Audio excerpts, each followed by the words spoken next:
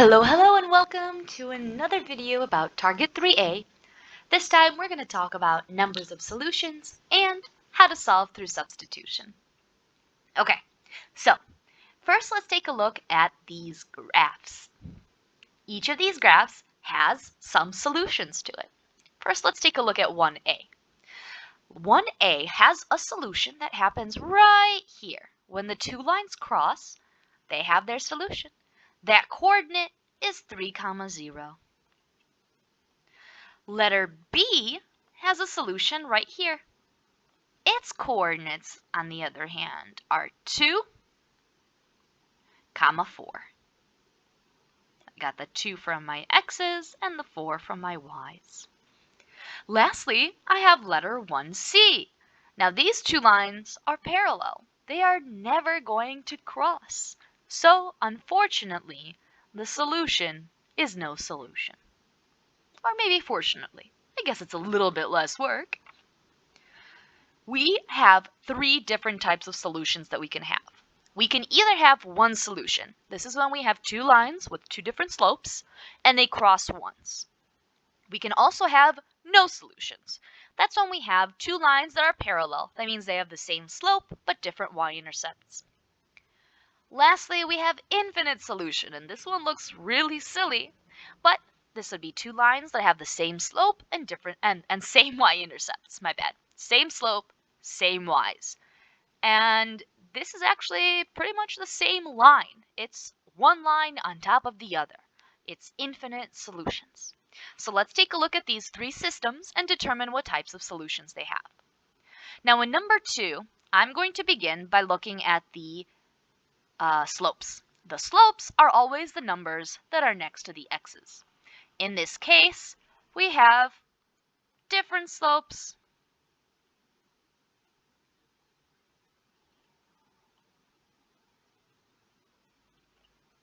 When we have different slopes, we only have one type of solution, and that is one solution.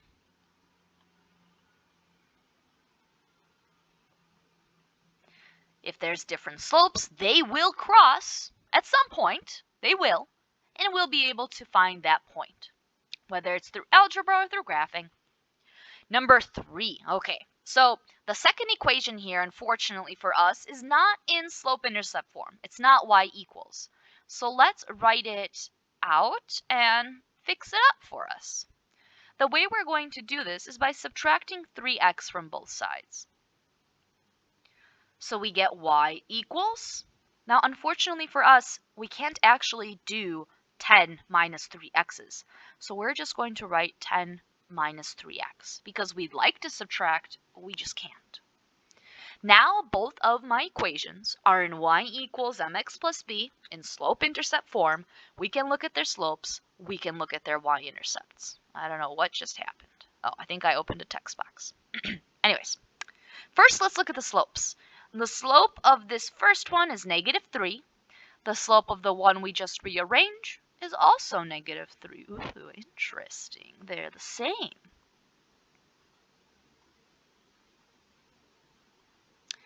If they're the same slope, we're either going to have no solution or infinite. So let's find out. My y-intercept on my first one is 5. On the second one, it's 10. These are different.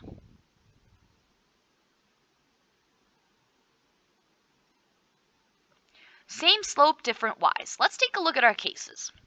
Same slope, different y-intercept. That's case number 2. That means we have no solution. Let's do number 4. Number 4, once again, we don't have y equals. Let's rewrite both equations as y equals is. I'm going to start with the top one, just rewriting it here to make it a little easier for myself. Okay, I'm going to start off by subtracting 2x from both sides because I want to get y by itself. It cancels here, beautiful, and I'm left with 3y equals 6 minus 2x. And I have to leave it that way because I can't actually subtract 2 x's from 6. Now, let's get y by itself. by dividing everything by 3. 3 divided by 3 is 1, perfect. 6 divided by 3 is 2. 2 divided by 3, that's about 0.67. All right, perfect. We have a slope, we have a y-intercept. Now let's do the second equation. The second equation, 4x plus 6y equals 12. Let's begin by moving that 4x to the other side. Now, fortunately or unfortunately, we cannot actually subtract 4x's from 12, so this becomes 12 minus 4x. We finish it by dividing everything by 6. All right, y equals 12 divided by 6 is 2. 4 divided by 6 is 0.67. Wow, well, let's take a look at what that means. First, we look at their slopes, because if they're the same, if they're different, that means we have one solution. If we have the same, we have either no solution or infinite.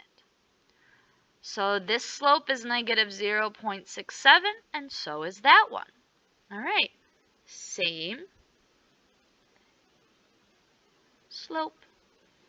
Perfect. Okay, now let's take a look at their y-intercepts. The y-intercept here is 2, and the y-intercept there is 2. Same. When everything is the same about these equations, our answer is infinite solutions. I can't draw infinity well, so that's why I draw it funky like that. That's the best my art skills can muster. All right. So those are our 3 types of solutions. Either we have different slopes and have one solution, either we have the same slope, different y-intercepts, no solution, or same slope, same y-intercept, infinite solutions. Now let's talk about substitution. Okay, substituting. When we're substituting, we are looking for an x equals or a y equals. In this case, in number 5, I see a nice little y equals, which means I could substitute it into the first equation. And this is what I mean. Instead of having 2 minus 3y, I'm going to substitute in the x minus 1 from the second equation. The way I like to think about substituting is like having a substitute teacher. They're going to replace your teacher for a short while, but not for forever.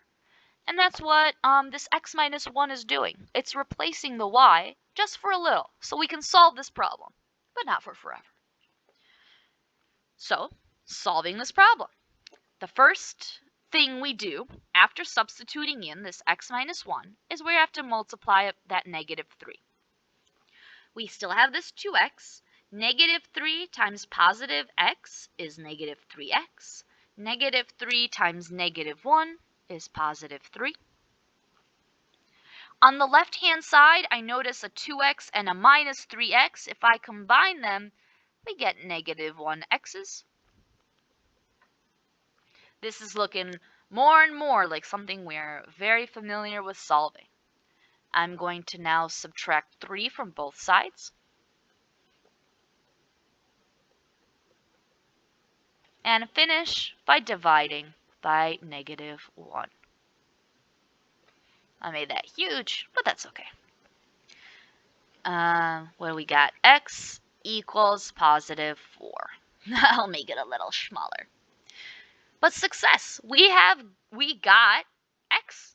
All we have left now is to find y. And I promise it's going to be way quicker and easier to find y. All right, let's highlight x so I can find it easier.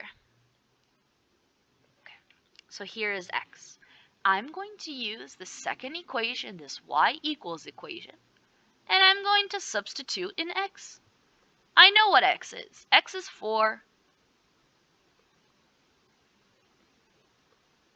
which means y equals 3.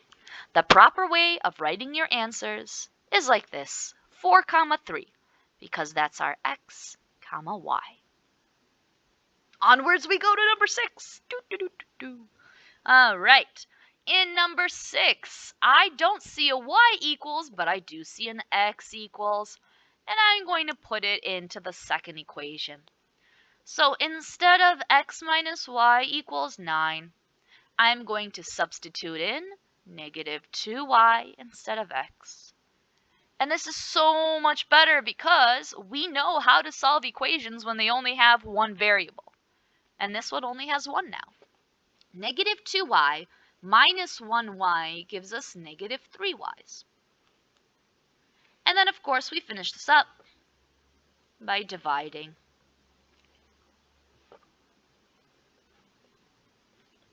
That was a quick one, but we're not done quite yet. We found y, which is fantastic. Now we've got to find x. Luckily for us, we have this beautiful equation, x equals negative 2y, in which we can substitute in our y that we found. So x equals negative 2 times negative 3. So x equals positive 6. We write our answer the correct way, 6, negative 3.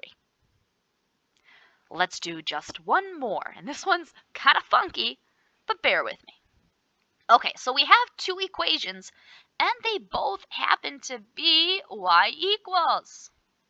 What? I know. But check this out.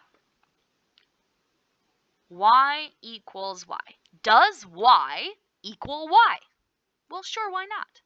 A equals A, B equals B, C equals C. So why not y equals y? Based on that logic, and you know, math is all about logic, we can set our two equations equal to each other. Negative 3x plus 4 equals 4x minus 10.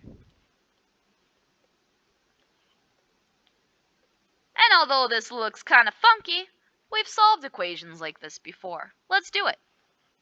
Let's start by adding, whoops, I meant to use a different color there. You know me and color coding. Let's start by adding 3x to both sides. I'm left with 4 equals 7x minus 10. Now let's add 10 to both sides. 14 equals 7x. And lastly, let's divide by 7. X equals 2. Success! We found x. But we're not done. We have to find y. So let's do it.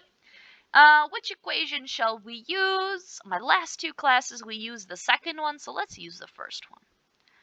Today, or not today, in this problem, it doesn't really matter which one we use because both of them are y equals. All right, so we have y equals negative 3 times 2 plus 4. Negative 3 times 2 is negative 6. Negative 6 plus 4 is negative 2. Now we have our final answer, 2, negative 2, because it's x, y. And that's it for 3A.